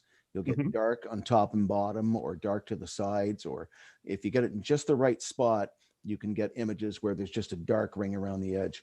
But at that point, you often are losing some of the surface features. So anyway, have fun, play with it, and I'm done there. I'm very happy to be able to go back and forth from the surface features to the edge. That really, it doesn't bother me. I don't need it all in one place. I just want to be able to see it. I'm just waiting for solar maximum, because I have seen solar maximum in a 60 double stack many years ago at Fallen Stars, and I cannot wait to see, because this low is killing me. You and me both. Yep. You and me both. So Okay. I'll follow you along the right. next 11 years, and we'll see what we get. Thank you. Okay. Very much enjoyed it. Thank you, Hank. That was excellent. You're welcome. Yes, I got out there today as well and imaged a bit yesterday. That was good. Yeah, it's been nice. Okay, so next we're going to have Rick. Are you ready? I am. Okay, and Rick is going to tell us what's happening in observing for the next month.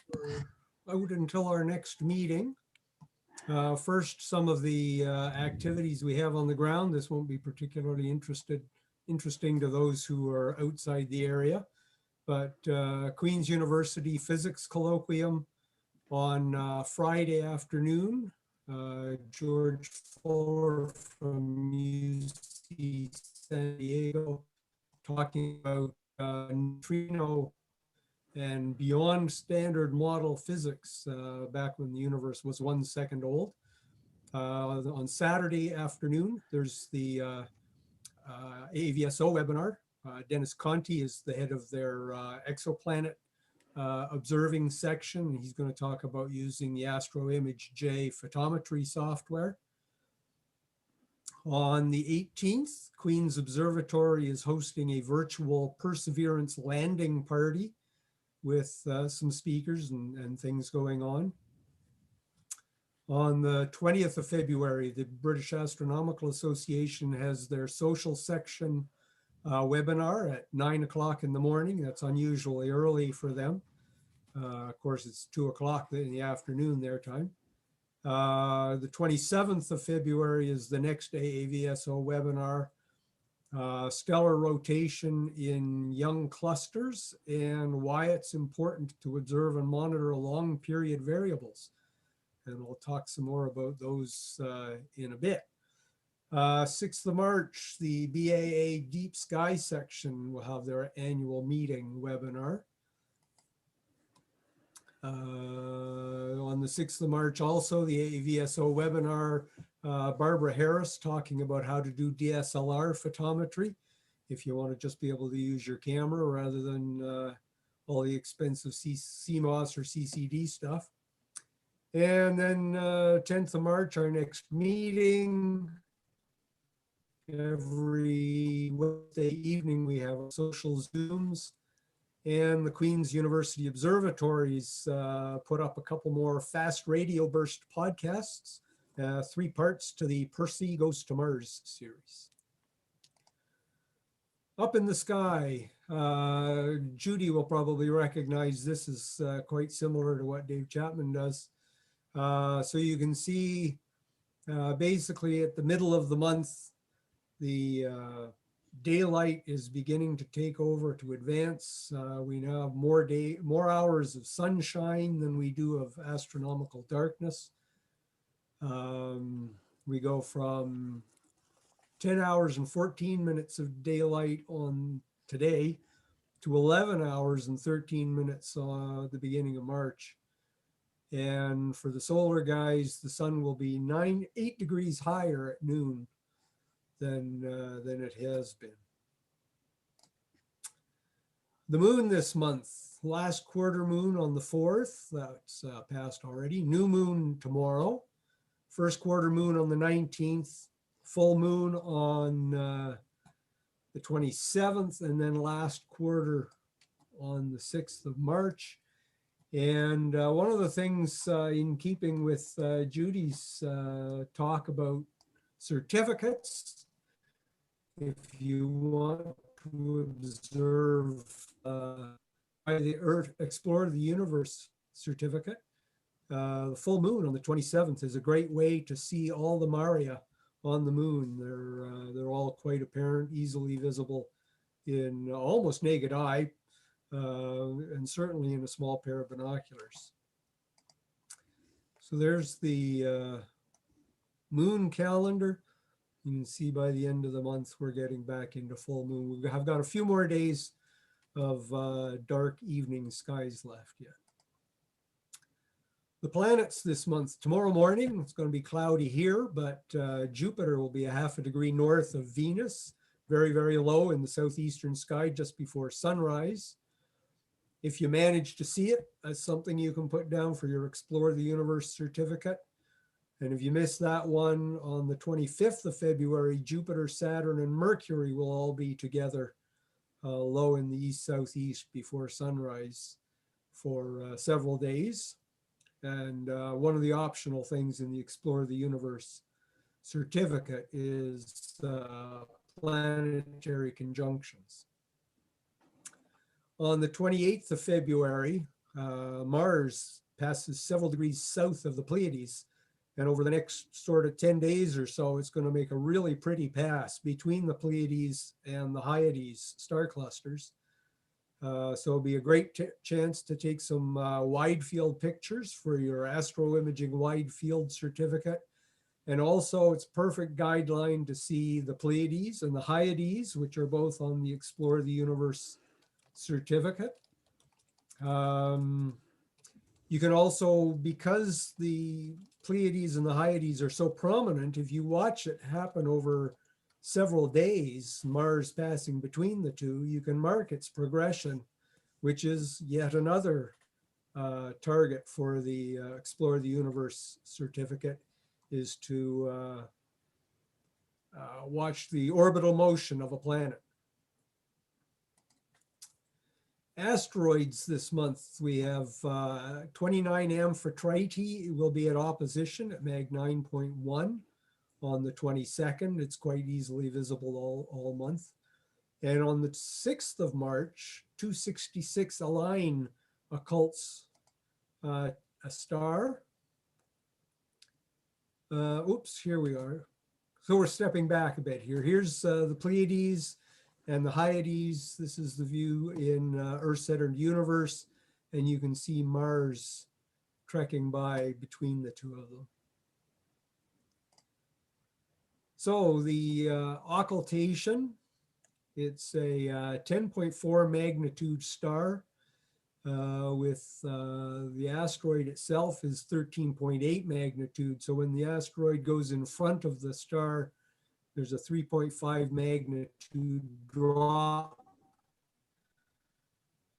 or I've lost it. Oh, maximum duration, 4.4 seconds. And it's a 10.4 magnitude star, so it should be quite easy to see. And it's sitting down there just off the tip of the Hyades star cluster. This is the view from K-STAR's planetarium program. And here's the view of the track. You can see the green line in the center goes right across Prince Edward County, just south of Kingston. So Kingston's well within the expected path.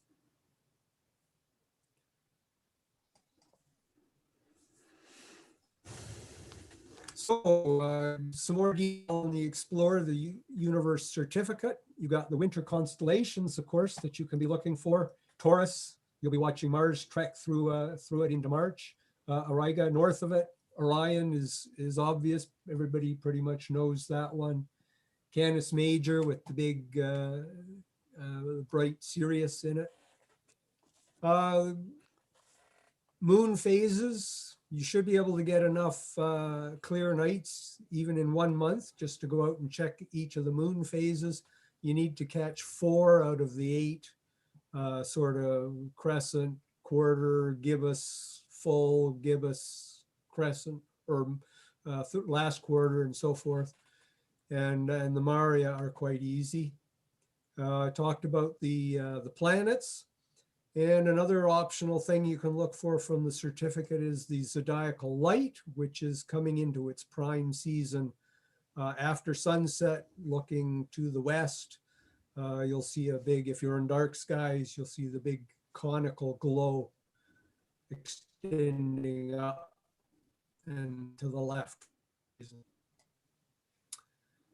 So two of the other options for the Explore the Universe certificate, Algol, Judy mentioned it. Beta Persei is an Algol type eclipsing binary star. So that's two stars that are orbiting each other and some distance apart. They orbit every 2 days, 20 hours and 49 minutes. And the brightness goes from 2.1 to 3.4. So it's an easy naked eye object. This is the light curve that we normally see on the web. It's sort of, I don't know, stylized or something, but you can see every 2 days, 20 hours and 49 minutes, it does its big drop of about 1.3 magnitudes. Interestingly, in between those two, so what's happening in the dim minima is that the dim star is going in front of the bright star. So the brightness of the pair drops quite dramatically. But in the middle between those, the bright star actually goes in front of the dim star, and you do get a little bit of a drop. And I don't know if that would be enough of a drop to be visible to the eye, but you could certainly, for instance, with a DSLR, you could certainly measure that quite handily. Now, I mentioned that this light curve is rather stylized. So here's the light curve from the AAVSO of part of a recent minimum. You can see it's a much more realistic looking thing, curved at the ends. I've seen it reported that Algol reaches a minimum for about 2 hours at the bottom, but it doesn't. You can see that it goes down to the bottom and then starts getting brighter again almost immediately. And Algol, of course, is in the right-hand leg of Perseus. Nice bright star, easy to find. And this is the AAVSO chart that you would use. This goes down a little below naked eye, but Algol itself is the cross and circle in the middle. And basically the idea is just to compare its brightness to your eye with some of the other stars that are marked. All the numbers on there, all the magnitudes of the various comparison stars with the decimal point removed. So 3.8, 4.6, etc. The other interesting variable star that they recommend is Omicron Ceti, otherwise known as Myra, which is a long period variable. So this is a pulsating red giant star that actually gets larger and smaller with a period of about 332 days. So don't start hunting for this one unless you anticipate following it for a little while. And it goes from as bright as 2.0 magnitude down to 10. So you'd need at least a pair of good sized binoculars to follow it through its deepest minima. Here you can see the light curve for the past, I guess, 2 years from the AAVSO. The green squares are V measurements. So those are actual proper photometric measurements, probably done with a CCD camera. And all the black circles are the visual measurements from people with either naked eye binoculars or telescopes. And you can see that the V and the visual measurements match each other quite nicely. Also shown here are the blue magnitudes, the red magnitudes, and in purple, the infrared magnitudes. And you can see that the variation in brightness is much less in the infrared and the red than it is in the blue. So what you would find is the star would get noticeably redder when it's fainter and somewhat less red. It would still be a red star when it's at its maximum brightness, but not quite as red. And Myra, of course, is in the middle of Cetus, the whale. And here's its comparison chart. You can download the comparison charts from the AAVSO, easily available. And that's all I have. Thank you, Rick. That's great. Oh, Blake has a question. Thanks. Richard, you mentioned the occultation on March 6th. Yes. What time of day is that, or night? Thanks. Let's see.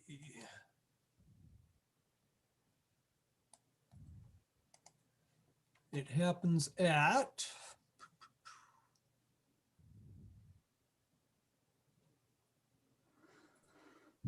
Kevin is just firing up a Colt Watcher as well, and we'll try to see who can go faster. 041 Zulu to 049 UT. So 10 to 8 in Ontario time.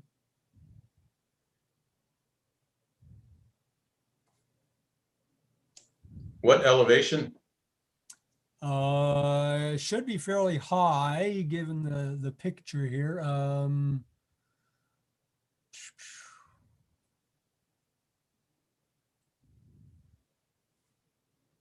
don't know.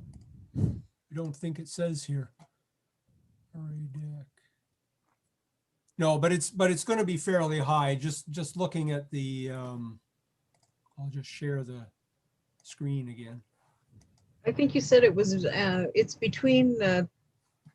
It's in Taurus, right? Yeah, it's in Taurus, and it's about 8 o'clock in the evening. So it's going to be well up in the sky. You can see. If it was going to be low in the sky, our location, Southern Ontario, would be much closer to the limb of the Earth.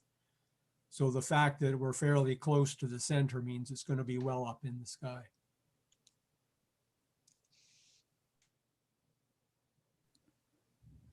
Okay, does anybody else have any questions? It should be an easy thing to see, even just like a 4-inch or 6-inch telescope, even to watch it. It's quite an exciting thing to watch, even if you're not trying to measure it.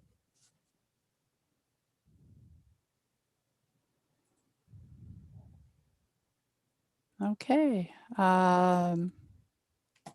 Does anybody else have anything for Rick or anybody else?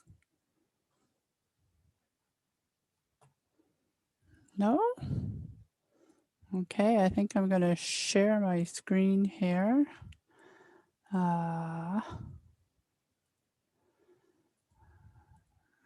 Okay, that's not working. It is working. Okay. All right. So our next meeting, as was stated, was March 10th at 7 p.m. And our guest speaker will be Dave Lane from the Halifax Center, who will be talking about his robotic telescopes because he now has 3 up and running. And that'll be a very interesting talk. In April, we're going to have our Vice President, Lori Graham, as I think I got this right from last night, a tale of 2 torque terrestrial bodies. So that should be, that's a tongue twister. And also just a reminder that every Wednesday, except for our meeting night, we have the member social Zoom time, and an email will be sent to everybody on the chat list. So if you're not there and you would like to come to at least the social hours, just let us know at kingston@rasc.ca. And you can find us at our website and Facebook and Twitter. And we're also on YouTube, and we have our other Astro events there as well. So I stop share. And if there are no other questions, or if anybody would just like to hang back and chat and yak,